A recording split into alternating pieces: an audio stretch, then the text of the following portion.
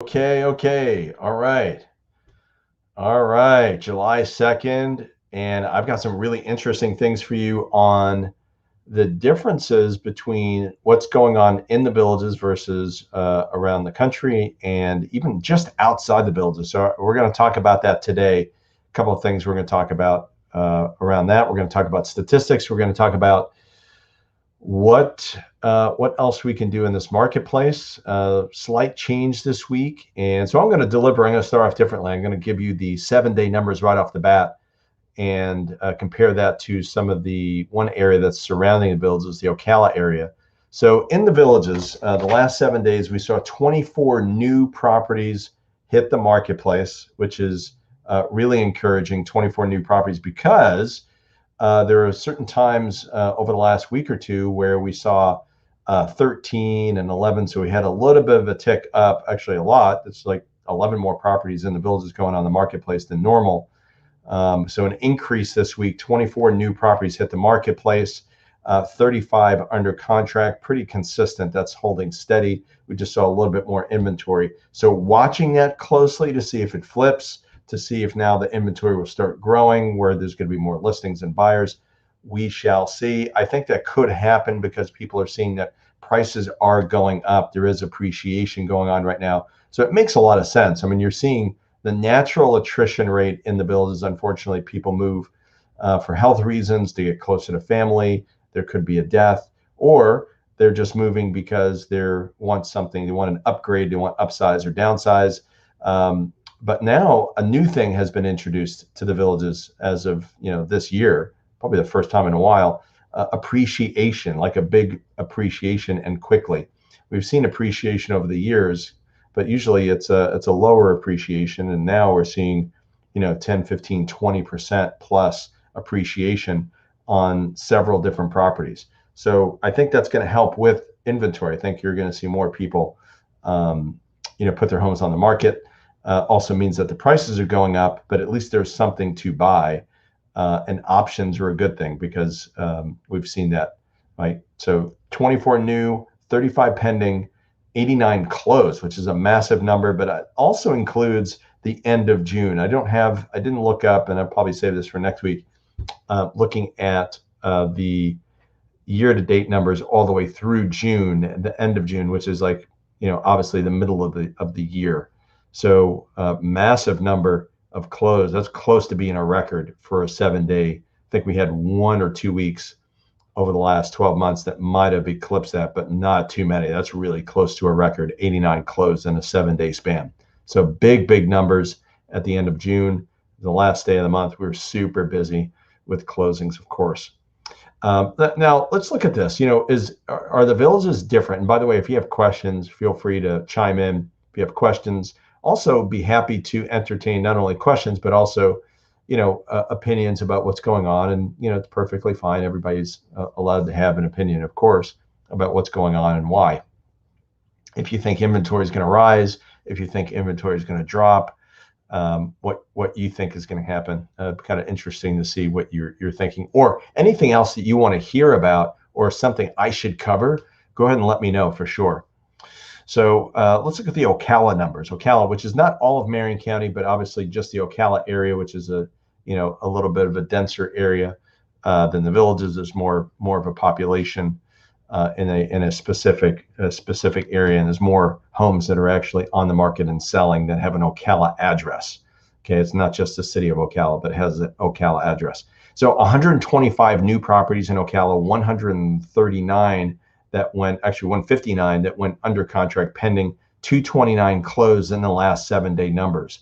And I wanted to bring that to the table, not just to talk about Ocala, which is about 30 minutes north of the villages, but to show you that, it's very similar. We're seeing similar gaps. I mean, if you extrapolate the numbers, the difference between the new and the pending is very similar percentage-wise, and the closed pretty significant as well. A lot of properties closed the last 7 days, which incorporates the last 1 or 2 days in the month, which always means that there's going to be a lot of movement towards the end of the month.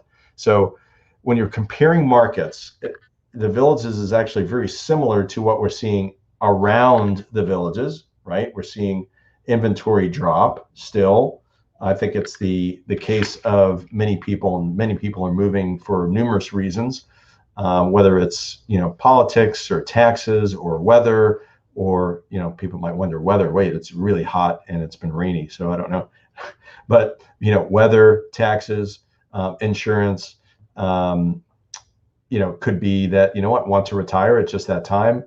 People being locked up and wanting to be a little bit freer. There's a lot of different reasons and causes for that. I think the biggest reason we're seeing influx in this direction is obviously people being in retirement age. Baby boomers are retiring in record numbers still. So this is still a very attractive area, and I think we're still going to see at least 3 to 5 more years of heavy movement from the Northeast, Midwest to the South. I think that's just kind of the typical migration that's going on right now in the United States, and it's very, very predictable.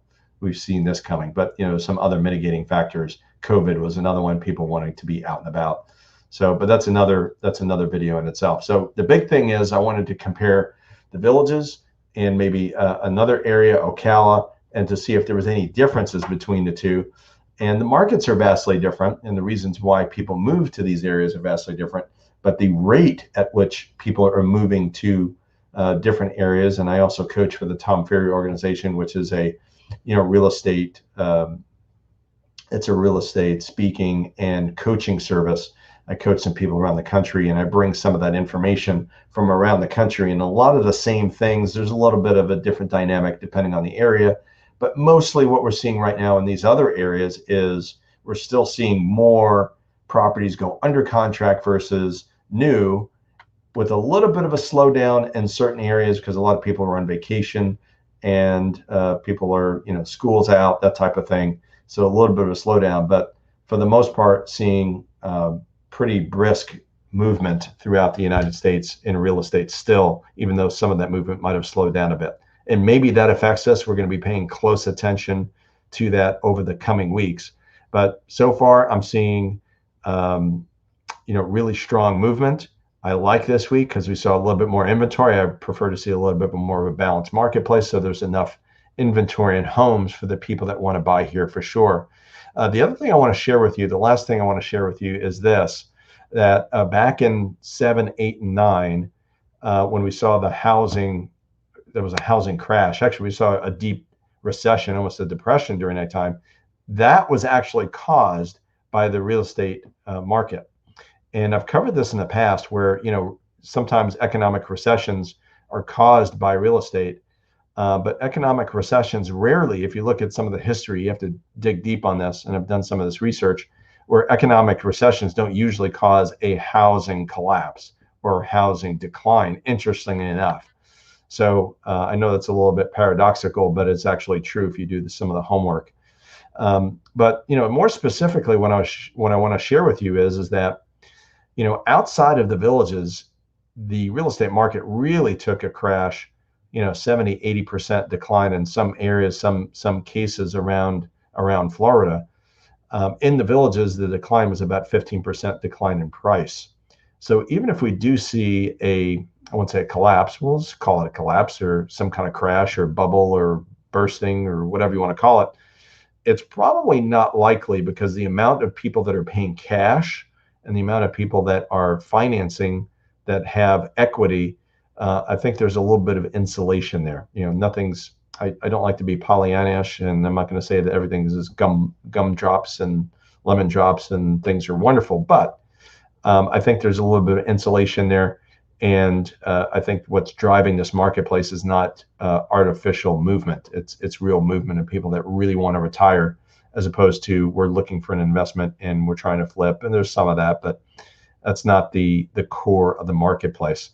So if you have questions about any of this, just want to deliver the 7-day numbers, please give me a call, 352-572-3796, 352-572-3796. You have questions, you can text me as well. You can visit us here, buysellthevillages.com. If you have any questions or you want to search for homes, this particular site, by the way, has access not to just the villages, not just Ocala, but pretty much Gainesville north and all the way south through Orlando, Tampa, and we'll give you a perspective on anything. You can look at whatever is available, even in Puerto Rico for that matter, and some of Daytona Beach and some of the East Coast of Florida.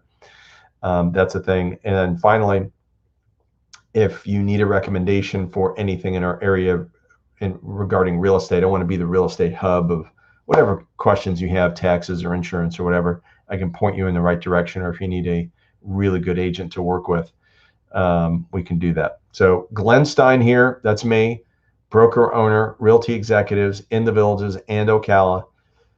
Wishing everybody a happy 4th.